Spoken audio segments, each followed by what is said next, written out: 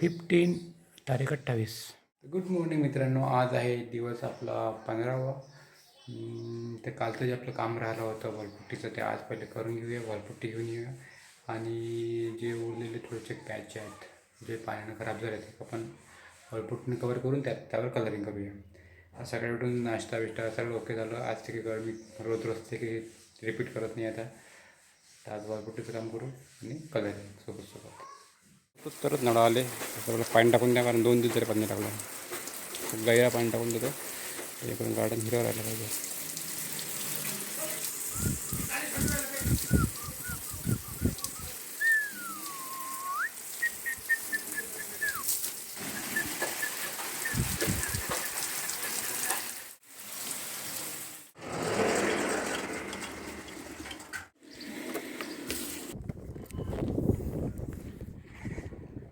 खूप दिवसानंतर शेतात आलो.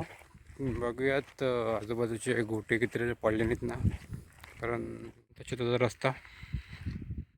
तर हे आहे शेत. ॲक्च्युली मी शेतात आलो, 4 एकूण असं चक्कर मारलं आणि बघितलं की गोटे बरोबर आहेत का. तर या लाईननं 5 गोटे आहेत, तिकडे 2 गोटे आहेत, असे 5 गोटे आहेत, टोटल 12 गोटे आहेत. सगळं बरोबर आहे. कसं आजूबाजूच्या जर पराठी पाडली असते तर ते गोटे पडले असते, म्हणून बघून घ्या म्हटलं एक वेळा. गोटे कशी असतात तुम्हाला दाखवू काय. गोटे म्हणजे कशासाठी असतात, बाजूचा वावर आणि आपलं वावरचं ते एक पार्टिशनसारखं, ज्याच्यापासून तिकडचा वावर. आता हा गोटा आहे, याच्यापासून इकडचा गावा वेगळा आहे, इकडचा वावर वेगळा आहे, तिकडचा वावर वेगळा आहे आणि इकडचा वावर वेगळा आहे. अशी हे पार्टिशन आहे. फायनली वॉलपुट्टी घेऊन घरी आलो. सोबत 2 प्लास्टर ऑफ पॅरिस पण आणलं. आपल्याला इथं प्लास्टर ऑफ पॅरिस मारावं लागेल, कारण ते थोडंसं ते बंगईचे खाचे पडलेले आहेत. आधी जेवण करून घेऊया, नंतर कामाला लागूया.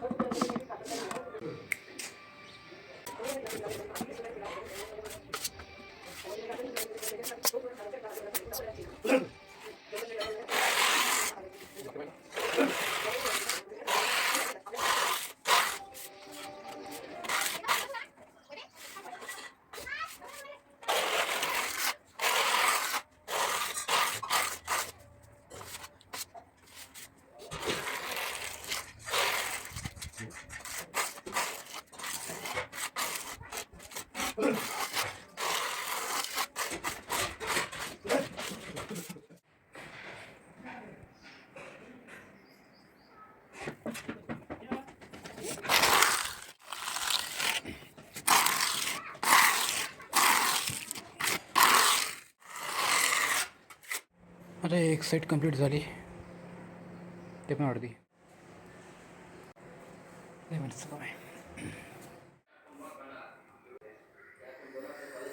आज आतमधला हा पॅच घेतला, नंतर हे थोडंसं घेतलं, नंतर बाकी थोडंफार जिथं क्रॅक पडले तिथे घेतले. हा कॉलम घेतला अर्धा, 4 साईडनं.